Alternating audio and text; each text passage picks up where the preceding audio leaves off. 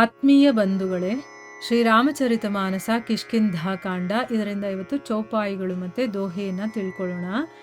ಬದರಿ ಬನ್ ಕಹು so ಗಯಿ ಪ್ರಭು ಅಜ್ಞಾ ಧರಿ seize ಉರು ಧರಿ ರಾಮಚರನ್ ಜುಗ J ಬಂದತ್ ಅಜ is यहाँ विचार ही कपि मन माही बीती अवधि काज कछु नाही सब मिली कहीं परस्पर बाता बिनु सुधी लये करब का ब्राता कह अंगद लोचन भरी बारी दुह प्रकार भई मृत्यु हमारी यहाँ न सुधी सीता कै पाई उहाँ गए मार ही कपिराई पिता बधे पर मारत मोही राखा राम निहोर न होही पुनि पुनि अंगद कह सब पाही मरन भयव कछु संशय नाही अंगद बचन सुनत कपि बीरा बोली न सकही नयन बह नीरा छन एक सोच मगन होई रहे पुनि अस बचन कहत सब भये हम सीता के सुधी लीन्हे बिना नहीं जय है जुबराज प्रबीना अस कही लवन सिंधु तट जाई बैठे कपि सब दर्भ डसाई जामवंत अंगद दुख देखी कही कथा उपदेश विशेषी तात राम कहु नर जानी मानहु निर्गुण ब्रह्म अजित अज जानहु हम सब सेवक अत बड़बागी संतत सगुण ಬ್ರಹ್ಮ ಅನುರಾಗಿ. ಇವು ಚೌಪಾಯಿಗಳು ಮತ್ತು ದೋಹೆ. ಈಗ ಇದರ ಅರ್ಥವನ್ನು ತಿಳ್ಕೊಳ್ಳೋದಕ್ಕೆ ಪ್ರಯತ್ನ ಮಾಡೋಣ. ಇಲ್ಲಿ ತುಳಸಿದಾಸರು ಹೇಳ್ತಾರೆ, ಸ್ವಯಂ ಪ್ರಭೆ ಶ್ರೀರಾಮನ ಹತ್ರ ಬಂದು ಅವನ ಚರಣ ಕಮಲಗಳಿಗೆ ನಮಸ್ಕಾರ ಮಾಡಿಕೊಂಡು ಪ್ರಾರ್ಥನೆ ಮಾಡಿಕೊಂಡು ಬೇಡ್ಕೊಳ್ತಾಳೆ.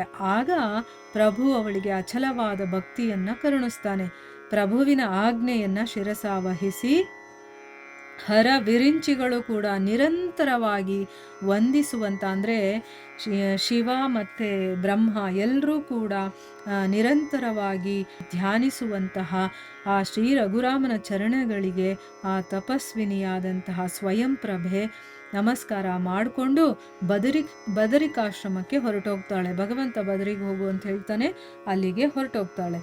ಈ ಕಡೆ ಸಮುದ್ರ ತೀರದಲ್ಲಿ ವಾನರರೆಲ್ಲರೂ ಕೂಡ ಸಮಯ ವಾನರರೆಲ್ಲರೂ ಕೂಡ ಕೂತ್ಕೊಂಡು ಮಾತಾಡ್ಕೊಳ್ತಾ ಇದ್ದಾರೆ. ಸಮಯ ಎಲ್ಲ ಕಳೆದೋಯ್ತು, ಆದರೆ ನಾವು ಬಂದಿದ್ದ ಕೆಲಸನೇ ಆಗಲಿಲ್ವಲ್ಲ ಅಂತಂದ್ಬಿಟ್ಟು ಯೋಚನೆ ಮಾಡೋದಕ್ಕೆ ಶುರು ಮಾಡ್ತಾರೆ. ಅವರೆಲ್ಲರೂ ಕೂಡ ಸೇರಿ ಒಬ್ರಿಗೊಬ್ರು ಮಾತಾಡ್ಕೊಳ್ತಾ ಇದ್ದಾರೆ. ಸೋದರರೇ, ಸೀತಾದೇವಿಯ ಸಮಾಚಾರ ಗೊತ್ತಿಲ್ಲದೆ ನಾವು ಕಿಷ್ಕಿಂಧೆಗೆ ಹೋದ್ರೂ ಪ್ರಯೋಜನ ಏನು? ಆಗ ಅಂಗದನ ಕಣ್ಣುಗಳಲ್ಲಿ ನೀರು ತುಂಬಿಕೊಳ್ಳುತ್ತೆ. ಅವನಿಗೆ ಭಯ ಇವಾಗ, ಯಾಕಂದರೆ ತಂದೆ ಇಲ್ಲ ಮೊದಲೇನೆ, ಈಗ ಚಿಕ್ಕಪ್ಪ ಅಲ್ವ ನೋಡ್ಕೊಳ್ತಾ ಇರೋದು. ಈಗ ಸೀತೆಯನ್ನು ನಾವು ಹುಡುಕಿಲ್ಲ ಅಂತಂದರೆ ವಾಪಸ್ ಹೋದರೂ ಏನು ಪ್ರಯೋಜನ ಇಲ್ಲ ಅಂತ ಹೇಳಿದಾಗ ಅವನು ಕಣ್ಣೀರು ಹಾಕ್ಕೊಂಡು ಹೇಳ್ತಾನೆ, ಯಾವ ರೀತಿಯಿಂದ ಆದರೂ ಕೂಡ ನಮಗೆ ಮೃತ್ಯುನೇ ನಮಗಿವಾಗ ಗತಿ ಅಂತ ಹೇಳ್ತಾನೆ.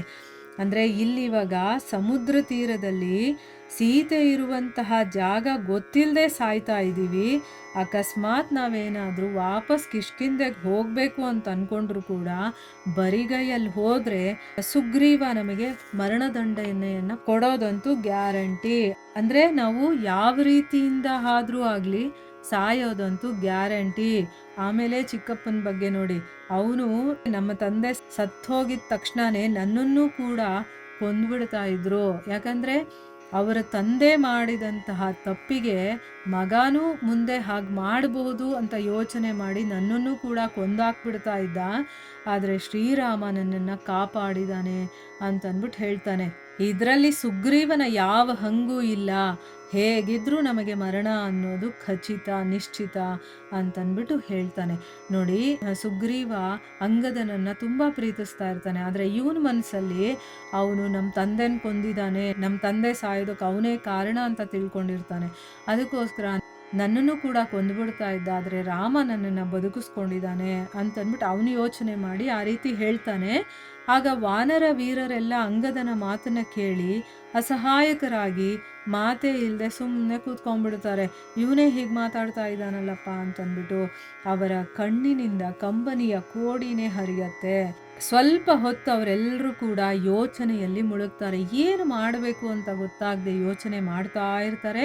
ಆಮೇಲೆ ಅವರೆಲ್ಲರೂ ಕೂಡ ಯುವರಾಜ, ನಾವು ಸೀತೆಯನ್ನು ಹುಡುಕದೆ ಹಿಂದಿರುಗೋದಕ್ಕಂತೂ ಆಗೋದಿಲ್ಲ ಅಂಥೇಳಿ ಆ ವಾನರ ವೀರರೆಲ್ಲರೂ ಕೂಡ ಆ ಉಪ್ಪಿನ ಸಾಗರದಲ್ಲಿ, ಅಂದರೆ ಲವಣ ಸಾಗರ ಅಂತ ಹೇಳ್ತಾರಲ್ಲ, ಆ ಲವಣ ಸಾಗರದ ತಟದಲ್ಲಿ ದರ್ಬೆಗಳನ್ನೆಲ್ಲ ಹಾಕಿ ಕೂತ್ಕೊಳ್ತಾರೆ. ನಿರಶನದ ಮೂಲಕ ಪ್ರಾಣವನ್ನು ತ್ಯಾಗ ಮಾಡಬೇಕು, ಅಂದರೆ ಹೊಟ್ಟೆಗೆ ಏನೂ ಇಲ್ಲದೆ ಅನ್ನ ನೀರು ಎಲ್ಲವನ್ನ ಬಿಟ್ಟು ನಾವು ಇಲ್ಲೇ ಸಾಯೋಣ.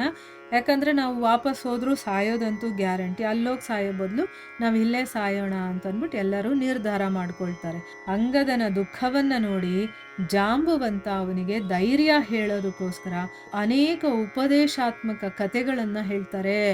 ನೋಡು, ಈ ಒಂದು ಸಮಯದಲ್ಲಿ ಹೀಗಾಗಿತ್ತು ಅಂತಂದ್ಬಿಟ್ಟು ಬೇರೆ ಬೇರೆ ರೀತಿಯಲ್ಲಿ ಅವನಿಗೆ ಧೈರ್ಯ ಬರಲಿ ಅಂತಂದ್ಬಿಟ್ಟು ಕಥೆಗಳನ್ನು ಹೇಳ್ತಾರೆ. ಮತ್ತೆ ಅವ್ರು ಹೇಳ್ತಾರೆ, ಮಗು, ಶ್ರೀರಾಮ ಹುಲು ಮಾನವ ಅಂದರೆ ಬರೀ ಒಬ್ಬ ಮನುಷ್ಯ ಅಂತ ನೀನು ಭಾವಿಸ್ಬೇಡ.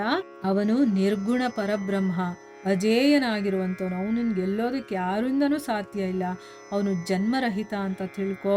ನಾವೆಲ್ಲ ಅವನ ಸೇವಕರು. ನಿಜವಾಗ್ಲೂ ನಾವು ಭಾಗ್ಯಶಾಲಿಗಳು. ಸಗುಣ ಬ್ರಹ್ಮನಾದಂಥ ಆ ಶ್ರೀರಾಮನಲ್ಲಿ ನಿರಂತರ ಪ್ರೀತಿ ಇರುವಂಥವ್ರು ಅಂತ ಹೇಳ್ತಾನೆ. ಅಂದರೆ ಅವನೇ ಸ್ವಯಂ ಪರಮಾತ್ಮ ಈಗ ಸಗುಣನಾಗಿ ನಮ್ಮ ಮುಂದೆ ಇದ್ದಾನೆ. ನಾವು ಅವನ ಸೇವೆ ಮಾಡ್ತಾ ಇದ್ದೀವಿ ಅಂತಂದರೆ ನಾವು ಎಷ್ಟು ಪುಣ್ಯವಂತರು ಅಂತ ನೀನು ತಿಳ್ಕೋಬೇಕು. ಭಾಗ್ಯಶಾಲಿಗಳು ನಾವು ಅಂತಂದ್ಬಿಟ್ಟು ಅವನಿಗೆ ಭಗವಂತನ ಬಗ್ಗೆ ಅವನಿಗೆ ಹೇಳ್ತಾ ಇದ್ದಾನೆ. ಇಲ್ಲಿಗೆ ನಾವು ನಿಲ್ಲಿಸೋಣ. ಹರೇ ಕೃಷ್ಣ.